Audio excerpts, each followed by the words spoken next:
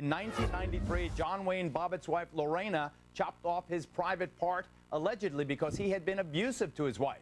Both John and Lorena were ultimately acquitted of all charges. Mr. Bobbit was restored to health after Virginia cops found his missing member. He later became a porn star, and he joins me live from Las Vegas.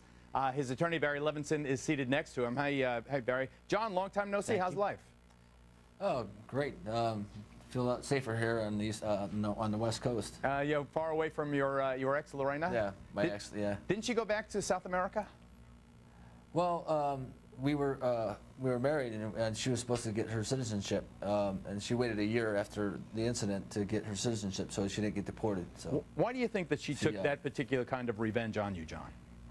Why well, that? I think it was she was heartbroken. Sorry. I ended the marriage by you know, because we were getting along, and she was going through a lot of ill feelings of. John, do you think she said rejection? If she can't have you, no woman would?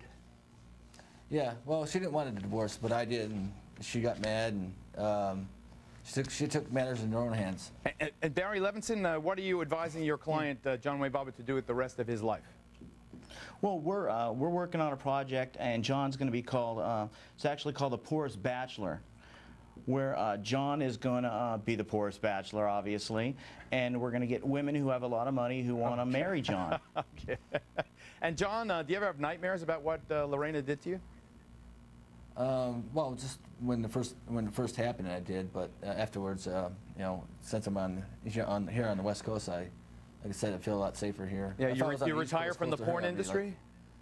Yeah, it was a short thing. It was more like a novelty. I didn't want to make a short porn career. John, nice to see you, buddy. Yeah, nice to see you. Good luck to you.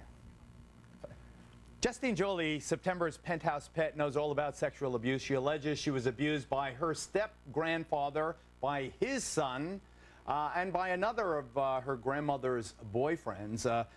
Justine, welcome here. Just look this way. So how are you doing? Wonderful. What do you, when you see John Wayne Bobbit, do you think of an abuser? You know, honestly, what I think about John Wayne Bobbit is he had a very rough marriage, and unfortunate for him that his wife was mentally unstable. And what about this particular form of revenge? I think it's deplorable, and it should never have taken place. I think she should have sought help somewhere else, perhaps a therapist or maybe a friend, someone. She should have gone to somebody professional for help. To the person who abused you, you never had fantasies of physical revenge? You might have fantasies about it, but it's something that you never act upon. Victoria Zudrock, our resident psychologist, joins me. Dr. Z, why this particular thing, like the Staten Island woman, this case that's current right now in New York, what is it? What does it say other than the obvious? Well, victims of sexual abuse respond in different ways. Some develop what's called learned helplessness. They kind of give up. Learned helplessness. Whereas others explode. It's a more of explosive kind of retaliatory